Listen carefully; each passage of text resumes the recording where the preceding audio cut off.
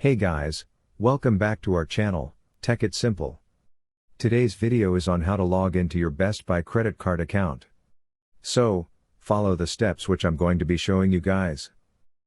Firstly, open your web browser and search for Best Buy credit card login.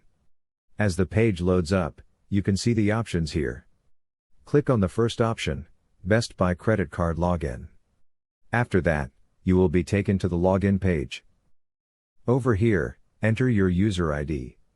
And if you want to stay logged in, mark the checkbox before Remember My User ID. Then, enter your password of your account. Once you do that, click on the Sign On button. If you guys want to retrieve your user ID, you can click on Retrieve User ID over here. And you guys can reset your password by clicking on Reset Password. Also, you guys can create your new credit card account by clicking on Register Your Card. So, that's all for this video, guys. If you find our video helpful, please leave a like.